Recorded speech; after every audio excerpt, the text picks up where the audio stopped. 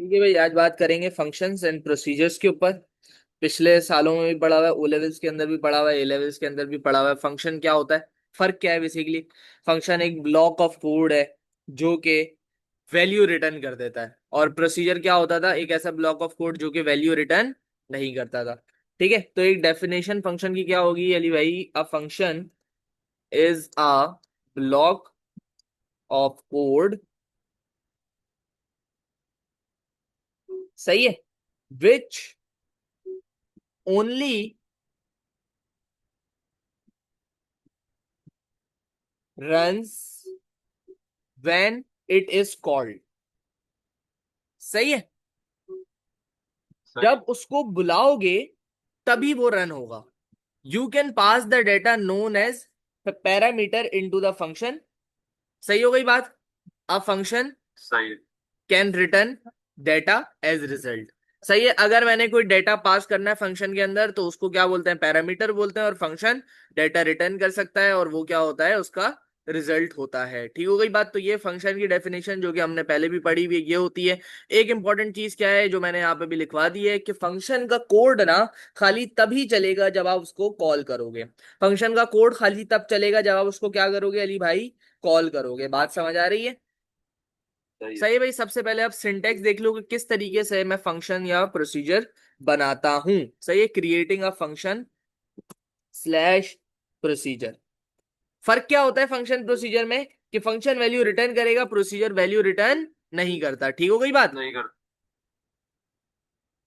जी। आओ जरा हम लोग काम कर रहे हैं, एक आसान सा फंक्शन बना दे। सबसे पहले देखो, इसके लिए कीवर्ड है, फंक्शन या प्रोसीजर जो भी बना रहा हूं उसके लिए कीवर्ड है, उसका नाम होता है डीईएफ। डीईएफ एक फंक्शन बनाता हूं, अब आएगा उसका नाम, उसका नेम लिखूंगा एन। नेम आ गया यहाँ पे, सही है, नेम आ गया।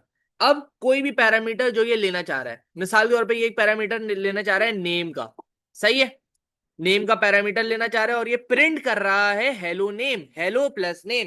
ये क्या कर रहा है, प्रिंट कर रहा है हेलो प्लस नेम। तो अली मुझे एक बात बताओ, अली भाई मुझे एक बात बताइए आप कि ये क्या है, ये फंक्शन है या प्रोसीजर है? जी सर, बात बोले। ये आप मुझे बात बताएं, जो मैंने ऊपर बनाया अभी, जो मैंने ऊपर बनाया अभी, ये क्या है, ये फंक्शन है या प्रोसीजर है? फंक्शन है और क्या। फंक्शन है ये। फंक्शन तो तुमने अभी मुझे बताया था वैल्यू रिटर्न करता है, ये वैल्यू रिटर्न कर रहा है कहीं पे? तो प्रिंट कर तो रहा है। प्रिंट कर रहा है ना बेटा। रिटर्न अलग चीज है, प्रिंट अलग चीज है। रिटर्न एक बिल्कुल नहीं। कंप्लीटली अलग चीज है। तो यहाँ पे रिटर्न कहाँ किया इसने? नहीं किया। तो ये प्रोसीजर क्या बोल हुआ? रहा है। प्रोसीजर है। प्रोसीजर है। अब मैंने आपको क्या बताई कि बेटा फंक्शन या प्रोसीजर कोई भी हो, उसके अंदर का कोड, उसके अंदर का कोड सिर्फ और सिर्फ तभी चलेगा जब आप उसको क्या करोगे, कॉल करोगे। जब आप उसको कॉल करोगे तो इसको कॉल कैसे करना है, इसको कॉल करना है इसके नाम से। इसका नाम बुलाया, इसका नाम क्या है, नेम नाम है। तो मैंने देखो यहाँ पे नेम। लिखा नेम, सही है। और मैंने यहाँ पे इसको इसका रिक्वायर्ड डाटा, ये बोलेगा हाँ बुला रहे हो ना, तो जो मुझे है। चाहिए वो तो दे दो। तो इसको चाहिए क्या, नेम चाहिए, तो मैंने इसको नेम दे दिया। बात समझ आ रही है, है। काम करवाना है। इंपॉर्टेंट चीज क्या है, है। हाँ बिल्कुल, हेलो नैन आ जाएगा। इसी तरीके से नेम अली लिखता तो हेलो अली आ जाता। बात समझ पा रहे हो भाई? ठीक है। तो ये देखो, चला के दिखा देता हूं आपको मैं। हेलो हुनैन आ गया यहाँ पे, सही है, क्योंकि दो दफा क्लिक हो गया था इस वजह से दो दफा आया हुआ है वो। ठीक है भाई, एक दफा ठीक है। क्लिक करूंगा एक ही दफा ही आएगा। सही। तो बनाना आ गया फंक्शन भाई, मसला तो नहीं है। देखो हेलो हुनैन एक दफा आ चुका है। आ जाओ अब ग्रेट। जरा, एक सवाल यहाँ पे लिखते हैं, उस सवाल को करते हैं। थोड़े से मैं दो सवाल तुम्हें करवा देता हूँ, एंड देन तुम्हें फिर मैं एक टास्क दे दूंगा, वो करके फिर आप मुझे दिखा देना। सही है। A function for average in विच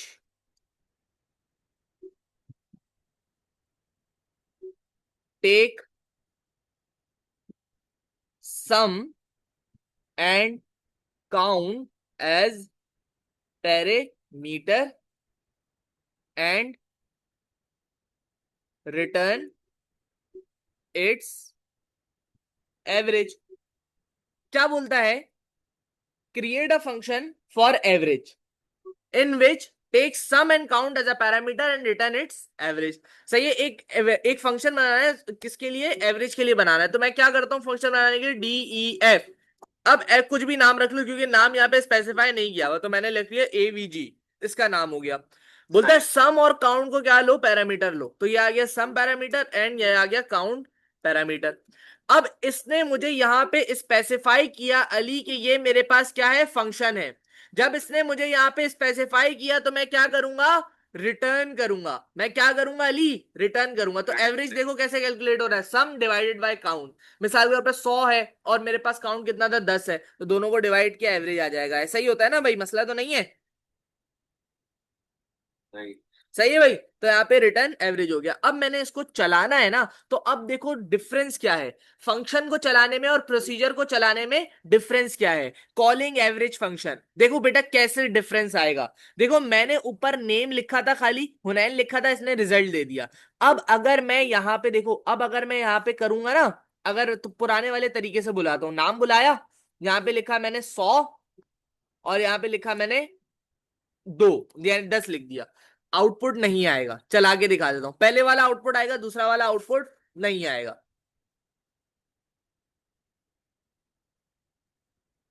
सही है भाई, दूसरा वाला आउटपुट आया या नहीं आया, नहीं आया ना, सिर्फ नहीं ऊपर आया। वाला आ रहा है हेलो नैन। क्यों, क्योंकि बेटा ये रिटर्न कर रहा है, इसीलिए मैंने वो बोला कि डिफरेंस है, प्रिंट में और रिटर्न में डिफरेंस है। ये वैल्यू को रिटर्न करेगा, लेकिन कहां रिटर्न करेगा, इसके लिए मैं एक वेरिएबल का इस्तेमाल करूंगा। मैं एक वेरिएबल का इस्तेमाल कर लेता हूं एंड उसका नाम मैं रखता हूं answer, ANS is equals to, यहां पे मैंने कर दिया। बात समझ आई, यानी मैंने ये जो एवरेज की वैल्यू रिटर्न हुई, ये जो एवरेज की वैल्यू रिटर्न हुई, ये कहाँ स्टोर हो गई, आंस में जाके स्टोर हो गई। टेबल में और चाहिए। हाँ, और अब मैंने इसको प्रिंट करा दिया, तो अब देखो आउटपुट आ जाएगा, क्या आना चाहिए, 10 आना चाहिए, तो यहाँ पे एवरेज आउटपुट आ जाएगा 10। आओ चला के देखें कोड को।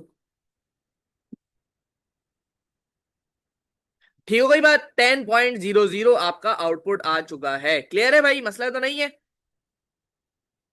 नहीं। सही है भाई। अब थोड़ा प्रैक्टिकल क्वेश्चन करते हैं एंड देन फिर मैं तुम्हें दे दूंगा एक कोड, तुम मुझे लिख के दिखाओगे। सही है भाई। अब यहाँ पे जरा इसको देख लो, क्रिएट अ फंक्शन टेबल। एक फंक्शन बनाना है जिसका नाम है table, which takes number as a parameter and return it's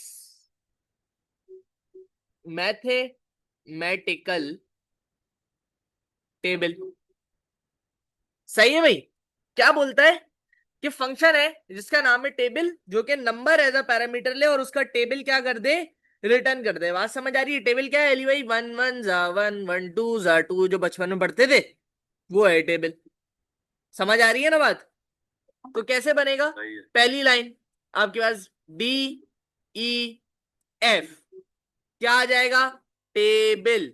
और यहां पे आ गया आपके पास नंबर, जो कि क्या था, पैरामीटर था। बात समझ आ गई। सही है। अब नीचे जाके इसका मैंने क्या करना है, टेबल बनाना है। अब टेबल में देखो क्या होगा, मेरे पास लिखा हुआ आना चाहिए। जैसे मैंने नंबर डाला 2, यानी पहले लिखा हुआ है 2 1 जा 2, फिर है 2 1 2 2 2 2 जा 3। तो इसके लिए मुझे लूप चलाना पड़ेगा ना, क्योंकि 1 से लेकर 10 तक काम करवाना है। मैंने क्या करना है, 1 से लेकर 10 तक काम करवाना है मैंने। बात समझ आ रही है। सही है।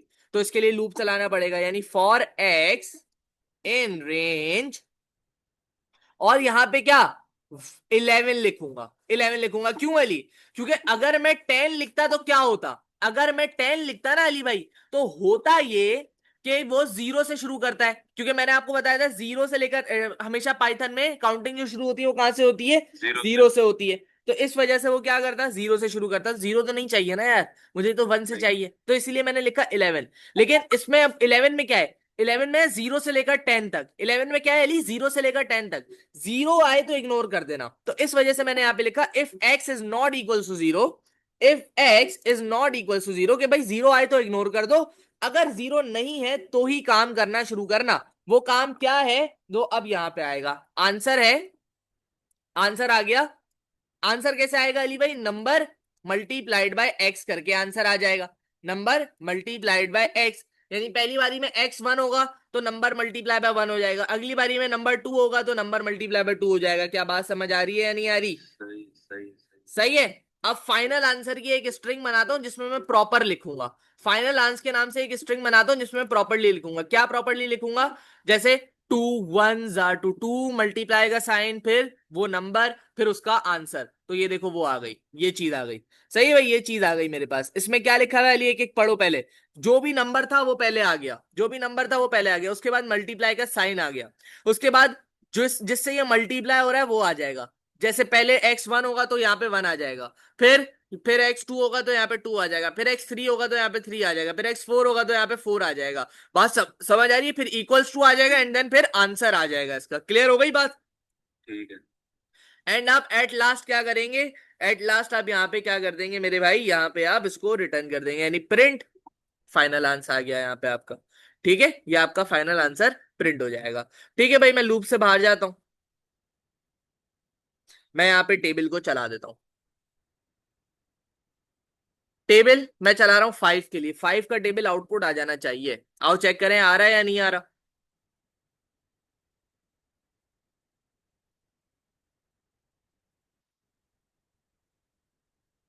आ गया भाई?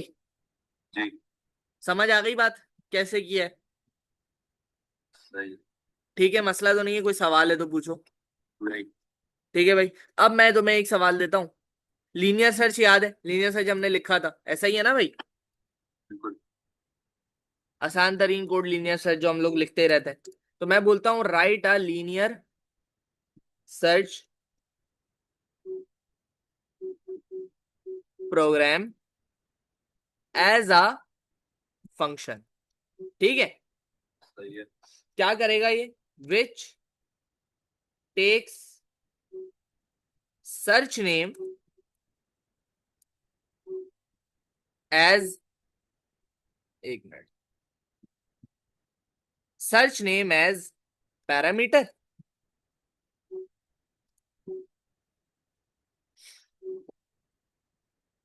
Return the index of the name is if found, otherwise return -1। क्या बात समझ आई या नहीं आई?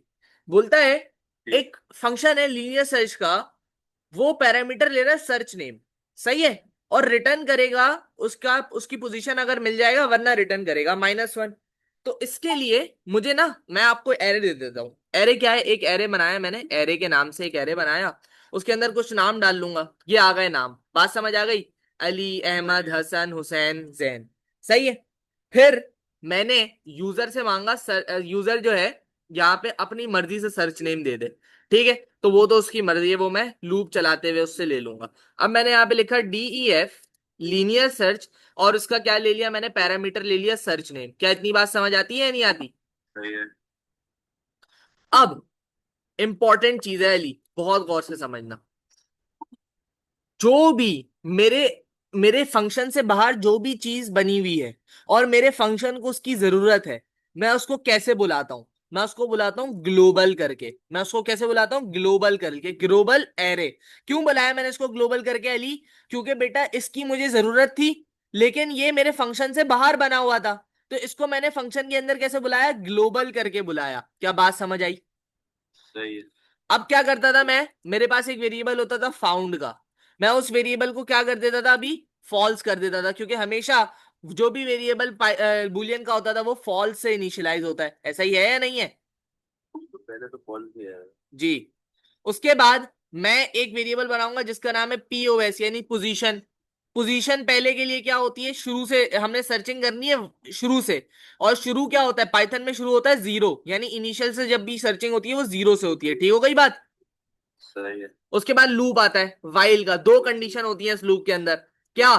कि वाइल पोजीशन, जब तक पोजीशन क्या है? छोटी है मेरे एरे की लेंथ से, and found is equal to false. Not found का भी मतलब क्या होता है? फाउंड अभी तक फॉल्स ट्रू नहीं हुआ है, सही है, यानी ठीक। नाम अभी तक नहीं मिला। जैसे ही नाम मिल जाए, फालतू है, बाहर आ जा भाई, बाहर आ जाओ। बात समझ गए या नहीं समझे?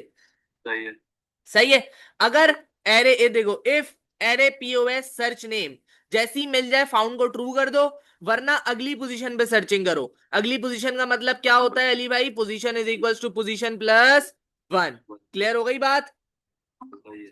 सही है। उसके बाद मैं लूप से बाहर आऊंगा। लूप से बाहर आने का मतलब क्या है कि बिल्कुल वाइल के नीचे लिखना शुरू करो। बिल्कुल वाइल के नीचे क्या लिखूंगा कि अगर फाउंड ट्रू है, यानी if found is equals to true. सही है। If found double equals to true के मिल गया, ऐसा ही है ना भाई, इसका मतलब क्या होता है कि मिल गया। जब मिल गया तो इसकी पोजीशन को रिटर्न कर दो, यानी तो रिटर्न। रिटर्न आई कर देंगे ना। रिटर्न आई नहीं बेटा, रिटर्न पीओएस। सही है। सही है। वरना एल्स रिटर्न -1। ऐसा ही है क्योंकि सवाल ने बोला था। ठीक है, बात समझ गए नहीं समझे? सही है। अब ये फंक्शन बन चुका है, इसको चलाना है मैंने। सही है।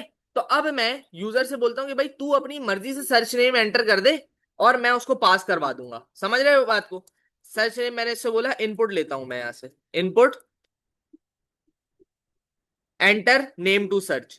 एंड यही सर्च नेम मैं चला देता हूं कहां, लीनियर सर्च के एरे में।